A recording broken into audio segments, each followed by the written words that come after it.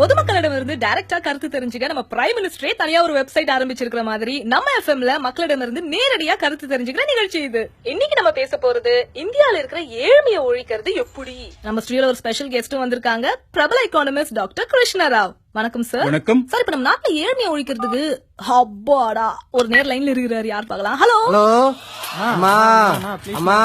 ஐயோ ஹலோ ஏன்லாம் கூப்பிடுற நேருக்கு மத்தியில அழகா அம்மானு கூப்பிடுற ஒரு நேர் வந்திருக்காரு, யாருன்னு பாக்கலாம் சார். ஹலோ, உங்க பேர் சொல்லுங்க. கருமம் பிடிச்ச எஃப்எம் எப்ப பாரு பிஸியாவே இருக்கு. சார் உங்க லைன் கனெக்ட் ஆயிடுச்சு சார், கொஞ்சம் பார்த்து பேசுங்க சார். சாரிமா, லைன் கிடைக்கலையோன்னு கொஞ்சம் வருத்தப்பட்டேன். ரொம்ப நல்லா வருத்தப்பட்டீங்க போங்க. சரி, இன்னைக்கு நம்ம என்ன பேசணும்னு தெரியுமா? உங்க எஃப்எம்ல வர்ற எல்லா டாபிக்கும் தெரியும். ஓ, எங்க எஃப்எம்ல எல்லா ஷோவுமே கேப்பீங்களா நீங்க? கேக்குறதானே நம்ம வேலைய. சார், அம்மா அம்மான்னு கூப்பிடாதீங்க சார், எனக்கு இன்னும் கல்யாணம் கூட ஆகல. அட இங்கம்மா, என் கிளைண்ட் கிட்ட. ஓ, ஆபீஸ்ல இருந்தே கால் பண்ணிருக்கீங்களா சார்? இதான் நம்ம எஃப்எம் ஓட ஸ்பெஷாலிட்டியே. நம்ம ஸ்டேஷன்ல ப்ளே பண்ற சாங்ஸ் இவர மாதிரி ஜாலியா வேலை செஞ்சுக்கிட்டே கேட்கலாம். கேட்டுக்கிட்டே கூட வேலை செய்யலாமே. அம்மா அம்மா அம்மா. நான் அம்மாவை நேர விட மாட்டேங்கிறாரு. It's okay sir. உங்க பேர் சொல்லுங்க. என் பேரு ராஜா மையப்பன். என்ன வேலை செய்றீங்க? என்னது கேட்கல சார்? எந்த செக்டர்ல வேலை செய்றீங்கன்னு கேட்டேன்.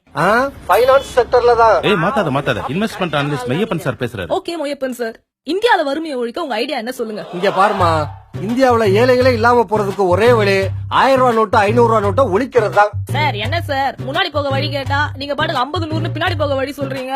சரி, 500 1000 ரூபாய் நோட்டு ஒழிச்சிட்டா மட்டும் இந்தியால வறுமை எப்படி ஒழியும்? அம்மா, நம்ம நாட்டோட வறுமைக்கு காரணம் லஞ்ச பணம், ஊழல் பணம், வரி கட்டாம தப்பா ஏமாத்துற பணம், இப்படி சம்பாதிக்கிறது பதுக்கிறது எல்லாமே 500 1000 ரூபாய் நோட்டா தாமா. நாட்டுல இருக்கிற 20% பேர் தான் 500 ரூபாய் 1000 ரூபாய் நோட்டை யூஸ் பண்றவங்க.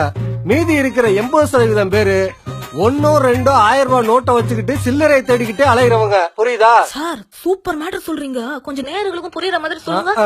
அப்ப உங்களுக்கு புரிஞ்சிருச்சாக்கும். சார் என்ன சொல்லி கலாய்கிறாரு? இங்க பாருமா, 1000 ரூபாய் நோட்டா இருந்தா 100 கோடி ரூபாய கூட பெரிய 2 சூட்கேஸ்ல வச்சு பதுக்கிடலாம். அதே 100 ரூபாய் 50 ரூபாயா இருந்தா பெரிய வீடே தேவைப்படும்.